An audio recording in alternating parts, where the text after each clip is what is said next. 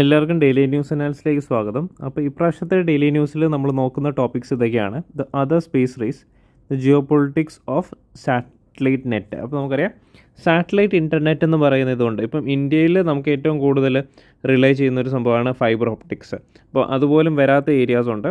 അപ്പം അത് മാറിയിട്ട് ഇപ്പോൾ സാറ്റലൈറ്റ് ഇൻ്റർനെറ്റിലോട്ട് മാറുന്ന ഒരു കാലഘട്ടമാണ്. അപ്പോൾ അതിൻ്റെ ഒരു റേസിലാണ് ഡിഫറെൻറ്റ് നേഷൻസ്. ഇപ്പോൾ ഇന്ത്യയിൽ ഭാരതി എയർടെലുണ്ട്, വൺ നെറ്റുമായിട്ട് കൊളാബറേറ്റ് ചെയ്തിട്ട്.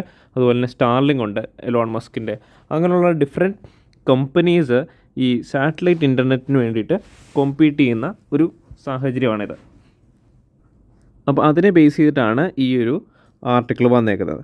ഓക്കെ, അപ്പോൾ അത് GS3 science and technology space എന്ന് പറയുന്ന ടോപ്പിക് റിലേറ്റഡ് ആയിട്ടാണ് ഈ ന്യൂസ് എടുത്തേക്കുന്നത്. Next one is data and federalism. ഇത് നമ്മുടെ എഡിറ്റോറിയൽ തന്നെ ഉള്ളത് തന്നെയാണ്.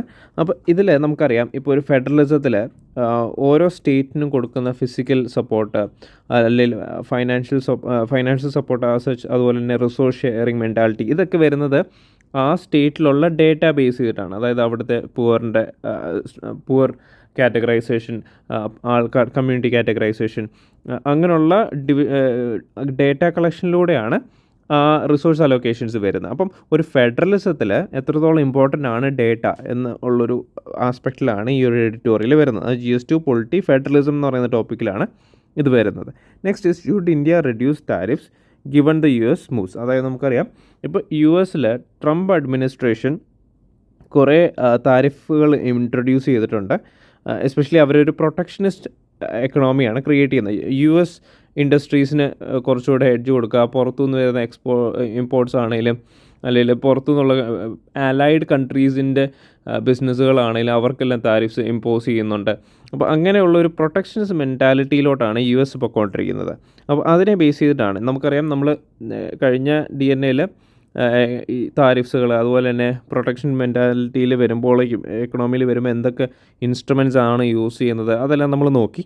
അപ്പോൾ ഇന്ന് നമ്മൾ നോക്കുന്ന ഒരു ഓവർവ്യൂ ആണ് ഈ ഒരു പ്രസൻറ്റ് കേസ് സിനാരിയോയിൽ എന്താണ് അവിടെ നടക്കുന്നത്, അതിൽ ഇന്ത്യക്ക് എന്തൊക്കെ കാര്യങ്ങൾ ചെയ്യാൻ പറ്റും എന്നുള്ളതാണ്. അപ്പോൾ ഇതൊരു ഡിസ്കഷൻ ബേസ് ചെയ്തിട്ടാണ് ഈ ഒരു ഇൻ്റർവ്യൂവിൻ്റെ ഓവർവ്യൂവിലാണ് ഈ ഒരു ന്യൂസ് വരുന്നത്. അപ്പോൾ GS2 IRൽ US എന്ന് പറയുന്ന കൺട്രിയുമായിട്ടുള്ള നമ്മുടെ റിലേഷൻസിനെ ബേസ് ചെയ്തിട്ടാണ് ഈ ഒരു ന്യൂസ് വരുന്നത്. ഓക്കെ, അപ്പോൾ നെക്സ്റ്റ് ഇസ് കണ്ണാടിപ്പായ ആൻഡ് തലനാട് ക്ലൗ ആണ്.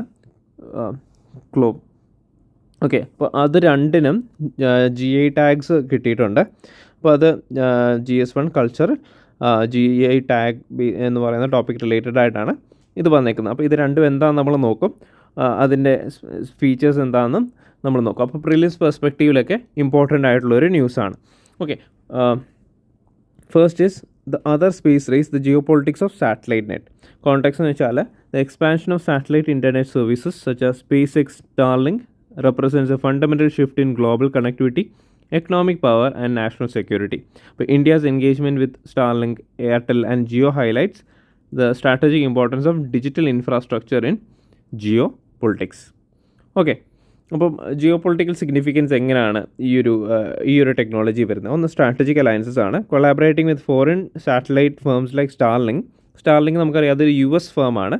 May influence India's geopolitical alignments, strengthening democratic alliances over authoritarian ones. പിന്നെ നാഷണൽ സോവറിനിറ്റിയാണ്. Satellite internet control by foreign firms could impact India's digital sovereignty. അതായത് നമുക്കറിയാം ഇപ്പം ഡേറ്റ കളക്ഷൻ്റെ കേസിൽ പോലും ഇപ്പോൾ ഇന്ത്യൻസിൻ്റെ ഡേറ്റ ഇന്ത്യയിൽ തന്നെ സ്റ്റോർ ചെയ്യണമെന്ന് പറഞ്ഞുകൊണ്ട് ഒരു മൂവ് ഉണ്ടായിരുന്നു. അപ്പോൾ അതുകൊണ്ടാണ് ഇപ്പോൾ വിസ പോലത്തെ പ്ലാറ്റ്ഫോംസൊക്കെ, വിസ, മാസ്റ്റർ കാർഡ്, അതുപോലത്തെ ഈ പ്ലാറ്റ്ഫോംസിലൊക്കെ കുറച്ച് നാൾ ബാനൊക്കെ ഉണ്ടായിരുന്നു. കാരണം ഇന്ത്യൻസിൻ്റെ ഡേറ്റ US സ്റ്റോർ ചെയ്യാൻ പറ്റില്ല, ഇന്ത്യയിൽ തന്നെ വെക്കണമെന്ന് പറഞ്ഞുകൊണ്ട്.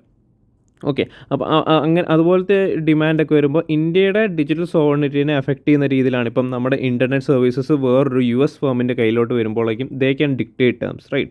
അപ്പം India push for indigenous satellite technology through ISRO reflects an effort to maintain control over critical infrastructure. പിന്നെ ഗ്ലോബൽ സ്പേസ് റേസ് ആണ്. The US, China and other nations are competing for dominance in satellite-based communication. China's Guang constellation represents a state-controlled alternative to Starlink. Okay, advantages of Starlink and LEO-based satellite internet എന്താണ്? LEO എന്ന് വെച്ചാൽ low earth orbits ആണ്. Okay, അപ്പോൾ നമ്മൾ satellite based ആയിട്ടുള്ളത് നമ്മൾ നോക്കും. അപ്പം നമ്മൾ നോക്കാം, ഒന്നാമത്തെ കാര്യം എന്ന് വെച്ചാൽ റെഡ്യൂസ്ഡ് ലാറ്റൻസിയാണ്. അപ്പോൾ ലാറ്റൻസി എന്ന് പറയുന്നത് since Starlink satellites are placed in LEO, low Earth orbit, have significantly lower latency. അതായത് ഡേറ്റ ട്രാൻസ്മിഷൻ ചെയ്യുന്നതിൻ്റെ ടൈം കുറവായിരിക്കും. ഓക്കെ, അതിലുള്ള ഡിലേ കുറവായിരിക്കും. Okay, compared to traditional geostationary satellites. Okay, പിന്നെ റിമോട്ട് കണക്ടിവിറ്റി ആണ്. It can deliver internet to the most remote and inaccessible regions where traditional fibre optic cables and cellular towers have failed. പിന്നെ ഉള്ളത് സ്റ്റാർലിങ്കും Leo വേസ്ഡ് ആയിട്ടുള്ള ഇൻ്റർനെറ്റിലെ challenges എന്താണ്? ഒന്ന്, limited coverage per satellite ആണ്. അതായത് ഒത്തിരി സാറ്റലൈറ്റ്സ് വേണം ഓർബിറ്റിൽ കൊണ്ടുവരണം. കാരണം ലോവർ ഓൾട്ടിറ്റ്യൂഡിലാണ് സ്റ്റാർലിങ്ക് സാറ്റലൈറ്റ്സിന് സ്മോൾ ഏരിയാസിലേ കവർ ചെയ്യാൻ പറ്റത്തുള്ളൂ. അപ്പോൾ ലാർജ് നമ്പർ ഓഫ് സാറ്റലൈറ്റ്സ് വേണം ഗ്ലോബൽ കവറേജിന് വേണ്ടിയിട്ട്. Space debris and collision risk ഉണ്ട്. അതായത് ഒത്തിരി നമ്പർ ഓഫ് സാറ്റലൈറ്റ്സ് വരുമ്പോഴേക്കും ഓർബിറ്റിൽ വരുമ്പോഴേക്കും എന്ത് പറ്റും? അത് സ്പേസ് കൺജൻഷൻ അല്ലെങ്കിൽ പൊട്ടൻഷ്യൽ കൊളിഷൻസ് അല്ലെങ്കിൽ സ്പേസ് ഡെബ്രിസ് മാറ്റാനായിട്ട്. അതായത് സ്പേസ് ഡെബ്രിസ് എന്ന് പറയുമ്പോൾ നമ്മൾ സാറ്റലൈറ്റ്സ് ഓർബിറ്റിൽ വിട്ട് കഴിയുമ്പോഴേക്കും അതിൻ്റെ പാർട്സൊക്കെ ഇളകിപ്പോവും. അല്ലെങ്കിൽ നമ്മൾ ഒരു സാറ്റലൈറ്റ് ഡീകമ്മീഷൻ ചെയ്ത് കഴിഞ്ഞാൽ പിന്നെ അത് യൂസ് ചെയ്യാൻ പറ്റില്ല. അത് തിരിച്ച് ചിലപ്പോൾ അത് ഇറക്കാനും പറ്റത്തില്ല. അപ്പോൾ സ്പേസിൽ ഇങ്ങനെ ഓർബിറ്റ് ചെയ്തുകൊണ്ടിരിക്കും. അപ്പം അതൊരു വേസ്റ്റാണ്. ഓക്കെ, അപ്പോൾ അത് ലൈക്ക് ആ സ്പേസ് ഡെബ്രിസിനൊക്കെ ഭയങ്കര എർത്തിൻ്റെ ഒരു ചുറ്റും കറങ്ങുന്നതുകൊണ്ട് തന്നെ അത് ഭയങ്കര സ്പീഡിലാണ് ഒരു മൂവ് ചെയ്യുന്നത്. അപ്പോൾ ബാക്കിയുള്ള സാറ്റലൈറ്റ്സിനെ ഹിറ്റ് ചെയ്യാൻ, ഫങ്ഷനിങ് ചെയ്യുന്നതോട്ടിരിക്കുന്ന സാറ്റലൈറ്റ്സിനെ ഹിറ്റ് ചെയ്യാനായിട്ടുള്ള സാധ്യതയൊക്കെ അതിലുണ്ട്. ഓക്കെ, അപ്പം ഇതിലുള്ള ബെനിഫിറ്റ്സ് നമുക്കൊന്ന് നോക്കാം. No need to develop any other ground infrastructure except ground nodes. പിന്നെ റീച്ച് ടഫ് ടെറൈൻസിൽ എത്തിക്കാനായിട്ട് പറ്റും. നോ സ്പെക്ട്രം ഫൈറ്റ് ആണ്. അതായത് as millimeter waves are licensed. പിന്നെ ഡെൻസ് ആയിട്ടുള്ള high bandwidth coverage using millimeter waves.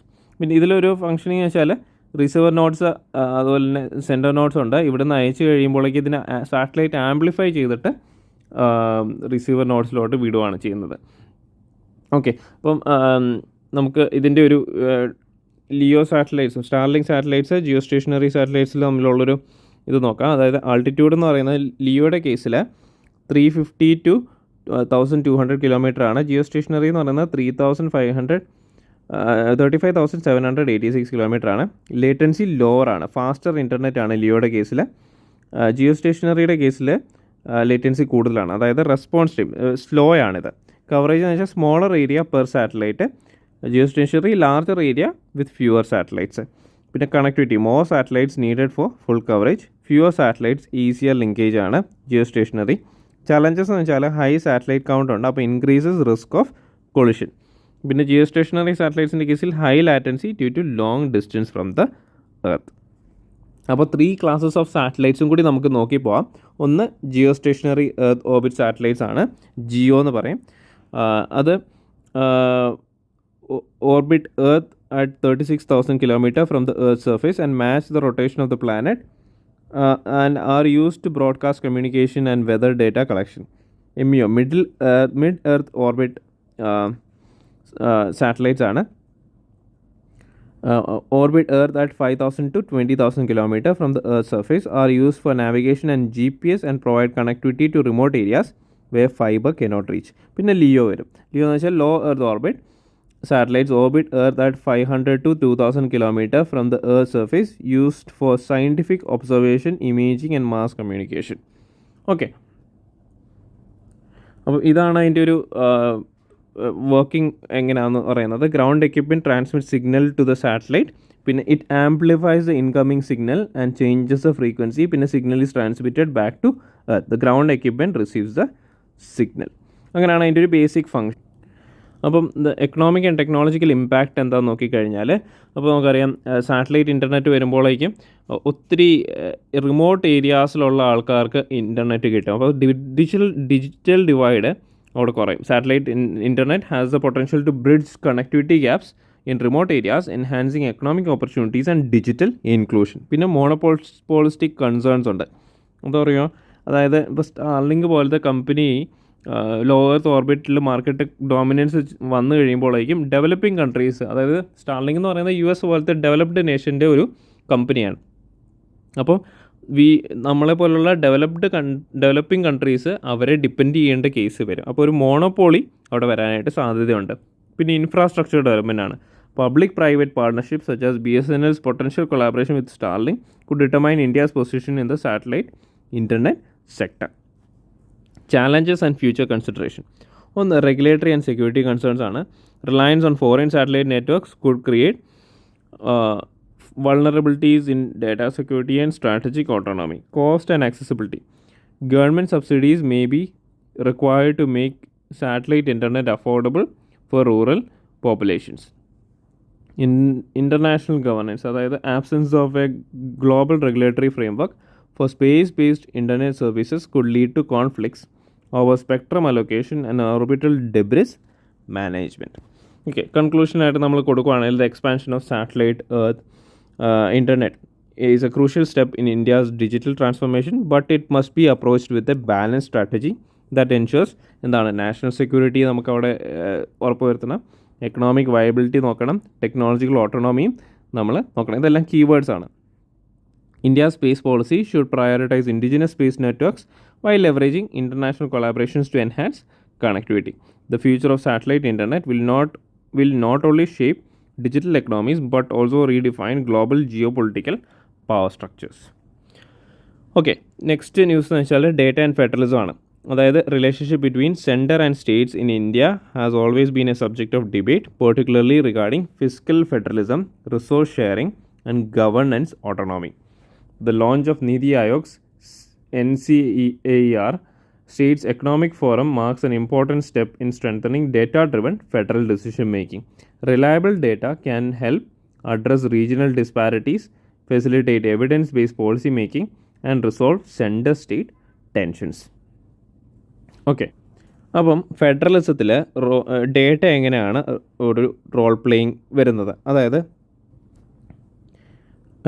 NCEAR States Economic Forum aggregates economic indicators such as tax and non-tax revenues, human development indicators such as literacy, employment, dropout rates, and trends in fund devolution.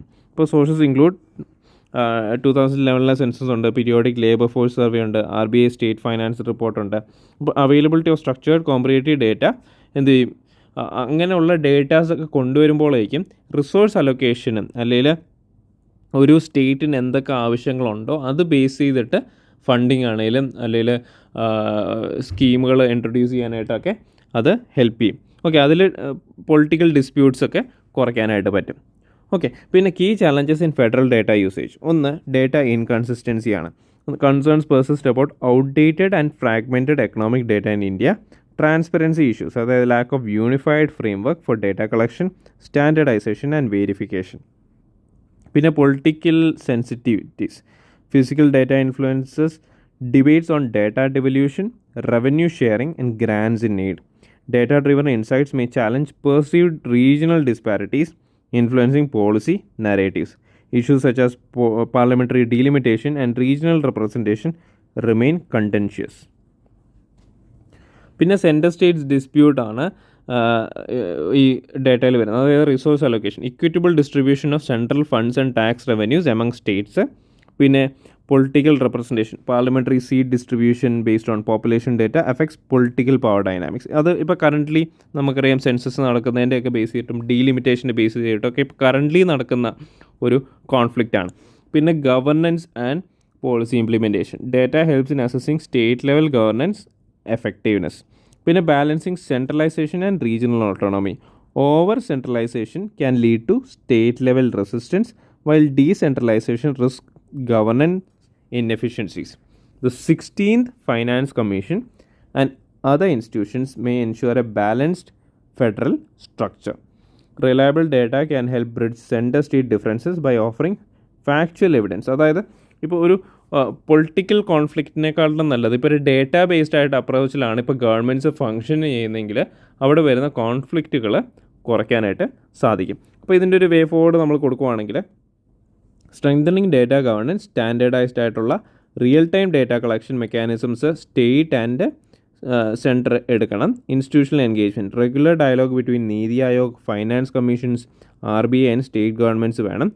Public ട്രാൻസ്പെറൻസിയാണ്, open access economic data portals to encourage public trust and policy accountability. Legal framework എന്ന് പറയുമ്പോൾ a formal national data policy to regulate data sharing protocols between centre and states. Okay, അപ്പോൾ next എന്ന് വെച്ചാൽ നമുക്കറിയാം ഇപ്പം ഈ താരിഫ്സിനെ base ചെയ്തിട്ട് അതല്ലെങ്കിൽ US-ൻ്റെ ഒരു പ്രൊട്ടക്ഷനിസ്റ്റ് മെൻറ്റാലിറ്റി കൊണ്ടുവരുന്നതിനെക്കുറിച്ചൊക്കെ അത് കാരണമുള്ള ഇമ്പാക്ട്സ് ഒക്കെ ബേസ് ചെയ്തിട്ടുള്ളൊരു ഡിസ്കഷനാണ് ഇതിനകത്ത് എടുത്തേക്കുന്നത്. But you can get lot of insights from here. Okay, should India reduce tariffs given the US moves? Context എന്ന് വെച്ചാൽ the global trade landscape is witnessing rising protectionism with the US implementing reciprocal tariffs on various countries including India.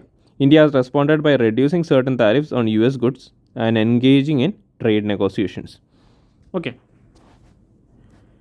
അപ്പോൾ economic concerns on tariffs and growth നമ്മൾ നോക്കിക്കഴിഞ്ഞാൽ general economic view ആണ്.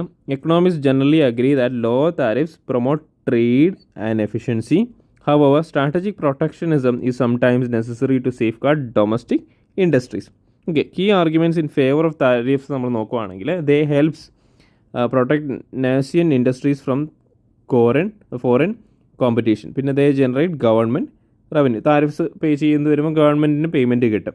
they encounter unfair trade practices such as dumping, subsidies. ഇപ്പോൾ China പോലത്തെ countries ചെയ്യുന്നത് വെച്ചാൽ ഒരു product തന്നെ ഇപ്പോൾ അവർ US-ലാണ് സെല്ല് ചെയ്യുന്നതെങ്കിൽ ഇപ്പോൾ ഒരു പ്ലാസ്റ്റിക്കിൻ്റെ ഒരു പോട്ട് അവർ സെല്ല് ചെയ്യുകയാണെങ്കിൽ ഇപ്പോൾ US-ലും പോട്ട് മാനുഫാക്ചറേഴ്സ് ഉണ്ട്. ഓക്കെ, ചൈന ചെയ്യുന്നത് വെച്ചാൽ they will flood the market with അവരുടെ പ്രോഡക്ട്സ്. ഈ പ്ലാസ്റ്റിക് പോട്ട് കൊണ്ട് തന്നെ അത് ഭയങ്കരമായിട്ട് ഇവർ ഡംപ് ചെയ്യും. അപ്പോൾ അങ്ങനെ വരുമ്പോഴേക്ക് പ്ലാസ്റ്റിക് പോട്ട്സിൻ്റെ റേറ്റ്സ് കുറയും. ചൈനീസ് പോട്ട്സ് അവൈലബിൾ ആണല്ലോ, അപ്പോൾ ആൾക്കാർ റേറ്റ് കുറവായതുകൊണ്ട് തന്നെ ചൈനീസ് പ്രോഡക്ട്സ് വാങ്ങിക്കാനായിട്ട് സാധ്യത കൂടും. അപ്പോൾ അമേരിക്കൻ ആയിട്ടുള്ള അവരെ ബിൽഡ് ചെയ്തെടുക്കുന്ന കോസ്റ്റ് കൂടിയ സാധനങ്ങൾക്ക് ഡിമാൻഡ് കുറയും. അപ്പോൾ അതിനെയാണ് ഈ ഡംപിങ് എന്ന് പറയുന്നത്. ഒരു പ്രോഡക്റ്റ് തന്നെ ഇഷ്ടം പോലെ മാർക്കറ്റിൽ ഫ്ലഡ് ചെയ്യുന്നതിന് ആ ഒരു പ്രോസസ്സിനെയാണ് ഡംപിങ് എന്ന് പറയുന്നത്. പിന്നെ arguments for reducing tariffs. Lower tariffs can boost competition and efficiency, consumer benefits. അതായത് higher tariffs increase the cost of goods, encourages foreign investment and trade partnerships. പിന്നെ challenges with India's tariff policy എന്താണ്?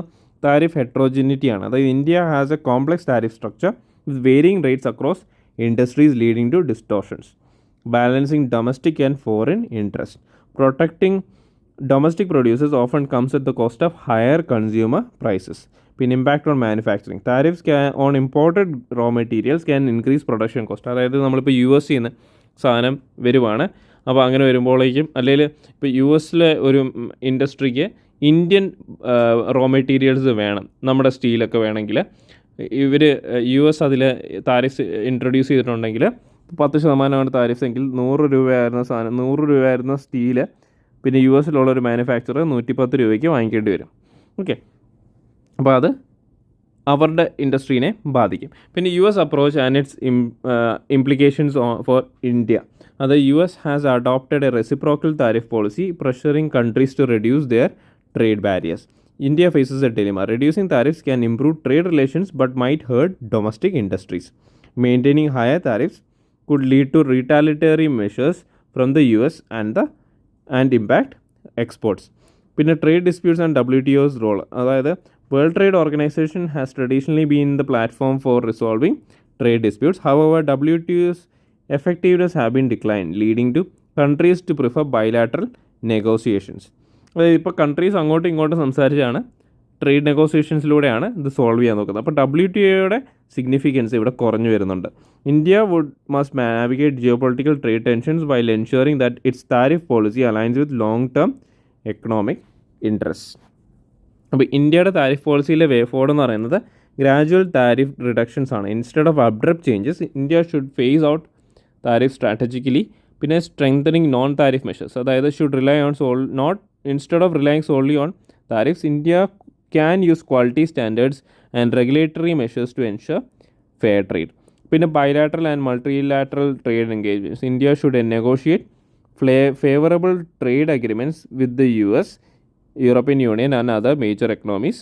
പിന്നെ boosting domestic competitiveness, അതായത് investment in manufacturing, technology and infrastructure could reduce dependence on protectionist policies. ഇപ്പോൾ conclusion നമ്മൾ കൊടുക്കുകയാണെങ്കിൽ ഇപ്പോൾ ഇതുപോലത്തെ economic പെർസ്പെക്റ്റീവിൽ മെയിൻസിൽ നിങ്ങൾക്ക് ചോദ്യം വരാനായിട്ട് സാധ്യതയുണ്ട്. കാരണം ഇത് ഭയങ്കരമായിട്ട് കറണ്ട് അഫയേഴ്സിൽ വരുന്നൊരു ടോപ്പിക്കും കൂടിയാണ്. അപ്പോൾ tariffs are a double edge sword. While they protect domestic industries, they could also raise costs for consumers and reduce trade efficiency. India needs a balanced approach that includes lowering tariffs where beneficial, strengthening domestic industries, and engaging in a strategic trade negotiations. A well-calibrated tariff policy can enhance India's global trade position while safeguarding its economic interests. Okay, ഇനിയുള്ളത് നമ്മൾ art and culture base ചെയ്തിട്ട് നമുക്കിപ്പോൾ GI tag കിട്ടിയ രണ്ട് പ്രോഡക്ട്സിനെ കുറിച്ചാണ്. ഒന്ന് കണ്ണാടിപ്പായാണ്. Kannadipaya is a unique bamboo mat crafted by Urali, Mannan and Muthuvan tribal കമ്മ്യൂണിറ്റീസാണ്. അത് ഇടുക്കിയിലുള്ള ഒരു ട്രൈബൽ കമ്മ്യൂണിറ്റീസാണ് Urali, Mannan and Muthuvan. Okay, received അത് റീസെൻ്റ്ലി ഇവർക്ക് GI ടാഗ് കിട്ടി. This recognition is facilitated by Kerala forest research institute. is expected to boost the livelihoods of tribal artisans and preserve traditional craftsmanships. Okay, ഇപ്പം historical and cultural significance എന്താണ് കണ്ണാടിപ്പായയുടെ? കണ്ണാടിപ്പായ meaning mirror മാറ്റാണ്. അപ്പം is known for it's light reflective polished surface ആണ്. നമ്മൾ ആ ഫോട്ടോയിൽ കണ്ട പോലെ തന്നെ നല്ല റിഫ്ലക്റ്റീവ് ആയിട്ടുള്ള നല്ല പോളിഷ്ഡ് ആയിട്ടുള്ള സർഫേസ് ആണ് കണ്ണാടിപ്പായക്കുള്ളത്. Historically these mats were offered as gifts to kings and dignitaries. Notably, a Kannadipaya was presented to Prime Minister Indira Gandhi in 1976 during inauguration of the Idukki Dam. Unique features of Kannadipaya എന്ന് വെച്ചാൽ material made from the rare തെനൂഷ്യൻ വില്ലിംഗ്രി bamboo, locally called ന്യൂലി ലെറ്റ. Okay, പിന്നെ handcrafted ആണ്. Each mat takes over a month to complete, requires intricate weaving with fine bamboo slivers.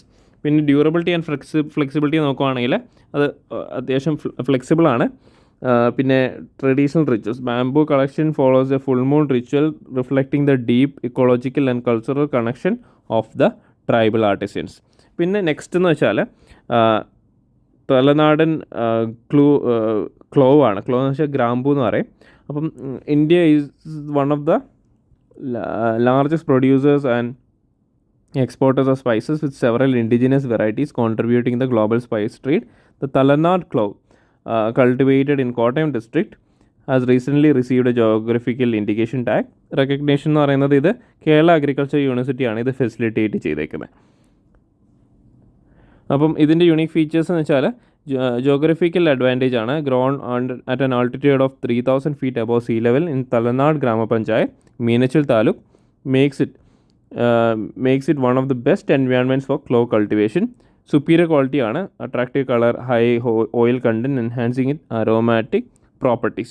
പിന്നെ chemical composition പറയുവാണെങ്കിൽ a study by KAU revealed that Talanad clove has a higher concentration of egnol and carfilin than cloves from other regions, making it more valuable in medicinal and culinary application. Harvesting season വരുന്നത് December and January ആണ്. Okay, അപ്പോൾ GI tag എന്താണ്?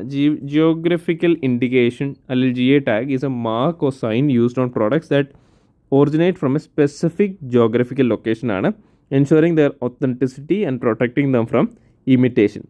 Okay, ഇപ്പോൾ ആറന്മുള കണ്ണാടിയൊക്കെ അതിനൊരു എക്സാമ്പിളാണ്. അപ്പോൾ അവിടെ മാത്രമാണ് അത് ഉണ്ടാക്കാൻ പറ്റുന്ന ആ ഒരു പെർട്ടിക്കുലർ ആൾക്കാർക്ക് മാത്രമേ ആറന്മുള കണ്ണാടി ഉണ്ടാക്കാൻ പറ്റത്തുള്ളൂ. അപ്പോൾ അങ്ങനെ ഒരു സ്പെസിഫിക് ലൊക്കേഷൻ ബേസ് ചെയ്തിട്ട് വരുന്നൊരു ടാഗാണ് GI ടാഗ് വരുന്നത്. അപ്പോൾ key features of GI tag എന്ന് വെച്ചാൽ indicates a product's origin. GI tag is associated with a product that has unique qualities, reputation and characteristics link to its place of origin. പിന്നെ exclusivity and protection ആണ്. Only authorised users or producers from the designated geographical area can legally use the product's name. പിന്നെ prevents imitation, protects the products from being copied or falsely claimed by manufacturers outside the designated region. Duration എന്ന് പറയുന്നത് it's valid for 10 years ആണ്. Can be renewed thereafter. 10 വർഷം കഴിഞ്ഞ് renew ചെയ്യാൻ പറ്റും. ഇപ്പോൾ ഇന്ത്യയിലെ ലീഗൽ ഫ്രെയിംവർക്ക് എന്ന് പറയുന്നത് geographical indications of goods registration and protection act provides a legal framework for registration and protection of GI tags in India. Regulatory authority എന്ന് പറയുന്നത് department of promotion of industry and internal trade ആണ്, under ministry of commerce and industry overseas GI registration.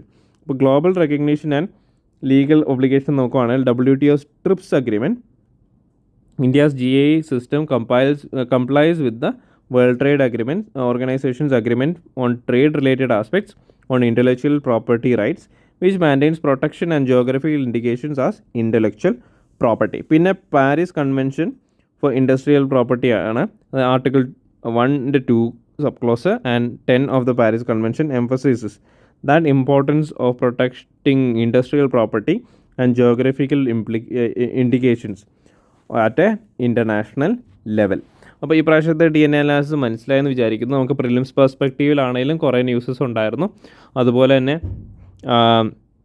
നമുക്ക് mains പെർസ്പെക്റ്റീവിലും ഇപ്പം economy, താരിഫുകൾ അതുപോലെയുള്ള കാര്യങ്ങളെല്ലാം നമ്മൾ discuss ചെയ്തു. അപ്പം കണ്ടിന്യൂസ് ആയിട്ട് നമ്മൾ ന്യൂസിലുള്ള ടോപ്പിക്സുകളാണ്. അപ്പോൾ ഈ പ്രാവശ്യത്തെ DNA അനാലിസിസ് എല്ലാവർക്കും മനസ്സിലായെന്ന് വിചാരിക്കുന്നു. ഇനി അടുത്ത പ്രാവശ്യം കാണാം. നന്ദി, നമസ്കാരം.